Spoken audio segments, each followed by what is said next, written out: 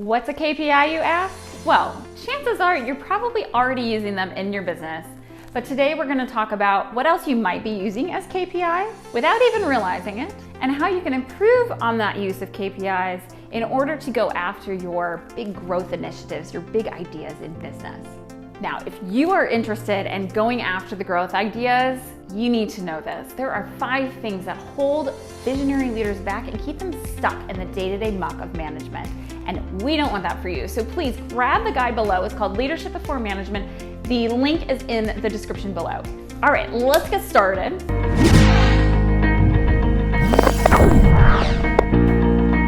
KPI is one of those acronyms that in my time in the corporate world, we use all the time. And yet, working with entrepreneurs and small business owners, they're often hidden under other names. So let's start with what that acronym actually means. It means Key Performance Indicators. It's what we use to measure what matters in our business. It's as simple as that. And other words that we might use will be things like numbers. Well, okay, so non-numbers people don't get scared here, but there's some fun to come as I'm going to talk about how to use KPIs, but essentially KPIs, key performance indicators, are the numbers of the business, and how we use them matters in how we grow. The other thing you might be using in lieu of KPIs is goals, especially SMART goals. When we have SMART goals that are set up properly, there's always a KPI included in that SMART goal. Let's take an example. Let's say you want to launch a new product or you have some great new growth initiatives and you set your goal as, I want to launch my new service by June 2021. Well, that sounds like a SMART goal, doesn't it? It's not though, because SMART means specific, measurable, action-oriented, realistic or reach, depending upon your opinion, and time-bound. Well, we got the time part in it. I think we're fairly specific. You could get more specific about what kind of launch it is. It seems actionable, it's within reach, you would know the difference, but is it measurable? Have we really put enough sufficient measurement around it? Making something a little more measurable, putting a KPI around it would be something like, I would like to launch my new service to 5 beta customers by June 2021. We've just gotten a little bit more specific and a lot more measurable. Now let's look at how your use of KPIs can actually help you improve your growth initiatives, improve your business overall, and start to apply these successfully. Now, you have goals, you have numbers. How do we bring them all together? One of them is the leading versus lagging indicators, which I just mentioned. I'd love to use an example of one of my clients who came to me last year having just gone through a firm restructuring, needing to grow his business rapidly. So our KPIs can just simply be growth goals. Your growth initiative doesn't have to be a new product or some crazy idea. Sometimes it's just getting your business back on track. And that's exactly what he needed to do. So when he set a KPI of doubling his business during the year, it was really about survival, getting them back on track for all the clients that had gone away with the restructuring. Well, he did exactly that. And the steps that we used, the things that we broke them down, these are the leading indicators. The way we broke that down for him in order to achieve that goal was very different than it is for this year, where once again, he wants to double the firm, but now this is doubling in a whole different way. It's taking them beyond where they've ever been to scaling up and doing more than marketing, but also looking at how they're going to support the systems to get them there. Your leading indicators can change year by year. They can change with the market environment.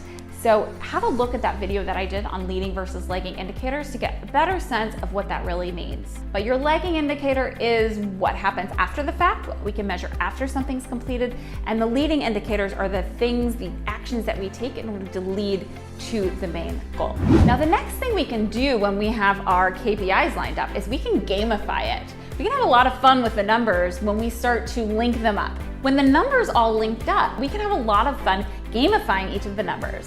Let's say you're looking at your sales process. You've got your leads generated, and then you send your leads into a consult structure, and during the consult, you know exactly how many you're gonna convert into clients. Well, we can gamify at every single level. We can start seeing what can we do to generate more leads? What can we do to increase the number of leads who come in for a consult?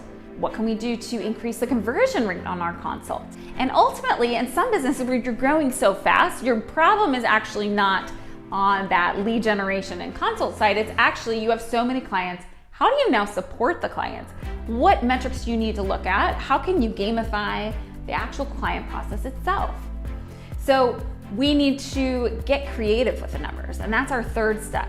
How can we have a little extra help, a little extra benefit into each of these indicators in order to improve our business overall? For example, when we can't keep up, we have so much growth coming in, let's look at things like response time. How responsive are we? How's our fulfillment doing? Do we have the right amount of time spent? Are we going deep enough with each of our clients? We can look at a process similar to how we looked at leads generated to consults to clients as how quickly and how efficiently can we get from scope into analysis into execution, especially when you're a services business. We can look at batching activities, trying to lump things together, or what we need to do in parallel with growth in order to manage the firm. All of these can have indicators put behind them in order to help us get to that end goal. The other thing that we're looking at when we're trying to improve our use of KPIs is using them to look at who's being successful and who's not. So one client, we looked at a timeline, and at each point we looked at all of their different rates of conversion and how different things work, client satisfaction. And what we noticed is some reps were doing better than other reps in certain areas. It's a way of drawing out best practices. So you can use those KPIs as a little bit of detective work to look at where you can improve in your business. It's not just about these top line goals or numbers that don't make any sense, but how do you use them to start honing in on where are the opportunities for you to change, for individuals to improve, for that whole business to improve. You can also use it to assess your external stakeholders as well. I have one client I work with where they work with external clients. They have external partners that they're working with who are part of the service solution. Well, if they're doing a great job internally, but something's happening on that client side, it's going to show up somewhere in the KPIs. So you can use the KPIs to diagnose that and go back to that partner and help them improve as well, in the spirit of the overall things you're trying to accomplish. If you both agreed on the overall KPIs that you'd like to see in the partnership, well, seeing how that breaks down, sometimes maybe on your side, sometimes maybe on theirs, you can work together to actually improve. So KPIs are a great way of indicating where the growth needs to happen in your business, where the foundational support needs to be shored up in order to make sure that growth can happen. So use your KPIs. This goes way beyond just the definition of key performance indicators. KPIs, the numbers, the goals, the measurable part of the goals, are really helpful in doing that detective work, in helping gamify and tweak in different areas so you can see what really helps and really spurs that growth in your business. I know that at this point, you really want to make sure you're not being held back by day-to-day management. You want to get right in there, look at these KPIs and figure out what you can actually do with your business. And that means getting your whole team on board. So I want you to take a look at that PDF download down below. It's those 5 things that are keeping visionary leaders stuck in the day-to-day management. And I assure you, KPIs are one of your ways out. So go take a look at that download. If you like this video, please give it a like, subscribe for more, don't miss a video, and leave me a comment down below and let me know what you think. Thanks.